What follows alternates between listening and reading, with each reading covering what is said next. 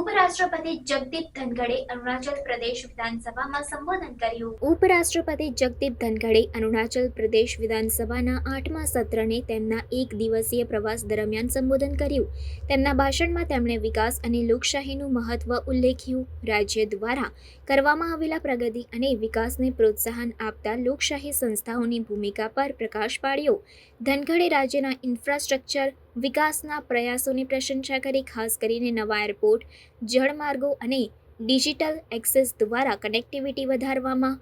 તેમણે નોંધ્યું કે અરુણાચલ પ્રદેશમાં હવે 17 એરપોર્ટ અને 20 જળમાર્ગો છે, જેનાથી પ્રદેશની દેશના બાકીના ભાગો સાથેની સંકલન ક્ષમતા ખૂબ જ સુધરી છે. ઉપરાષ્ટ્રપતિએ રાજ્યની જૈવિક અને કુદરતી ખેતીની પહેલની પણ પ્રશંસા કરી, જે અન્ય રાજ્યો માટે એક મોડેલ તરીકે સેવા આપે છે. તેમના સંબોધનમાં ધનખડે સંસદીય કાર્યવાહીમાં વિક્ષેપ અંગે તેમની ચિંતાઓ વ્યક્ત કરી અને ધારાસભ્યોને લોકશાહી સંસ્થાઓની પવિત્રતાને જાળવવા માટે અનુરોધ કર્યો. તેમણે ઉલ્લેખ કર્યો કે વિધાનસભાની સુચારુ કામગીરી રાષ્ટ્રની પ્રગતિ માટે મહત્વપૂર્ણ છે અને રાષ્ટ્રના હિતોને વ્યક્તિગત અથવા પક્ષના હિતો ઉપર પ્રાથમિકતા આપવા માટે એકત્રિત પ્રયાસોની જરૂર છે. ઉપરાષ્ટ્રપતિના પ્રવાસમાં સ્થાનિક નેતાઓ અને અધિકારીઓ સાથેની ચર્ચાઓ પણ સામેલ હતી, જ્યાં તેમણે વિવિધ વિકાસ પ્રોજેક્ટ્સ અને રાજ્યના ભવિષ્યના યોજનાઓ પર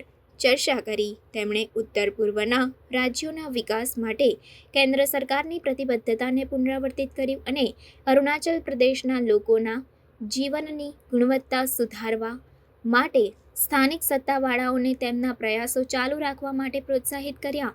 ધનખડનું સંબોધન વિધાનસભાના સભ્યો દ્વારા સારી રીતે સ્વીકારવામાં આવ્યું, જેમણે તેમની સમજણ અને રાજ્યના વિકાસ માટે કેન્દ્ર સરકારની સમર્થનની પ્રશંસા કરી. સત્રનું સમાપન રાજ્ય અને તેના લોકોના કલ્યાણ માટે કામ કરવાની નવી પ્રતિબદ્ધતા સાથે થયો. Northeast is streaming fast into national life. And this is with respect to development I am referring to. Now with 17 airports, 20 waterways, and deep digital penetration, I have seen it here with the Honorable Speaker conducting the proceedings. The region is developing with pace. The region's organic and natural farming offer a model for other states.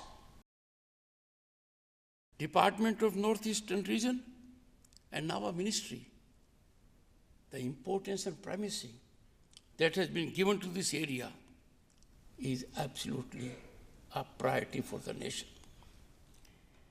This region, I would love to come many times. It is bountifully gifted by nature.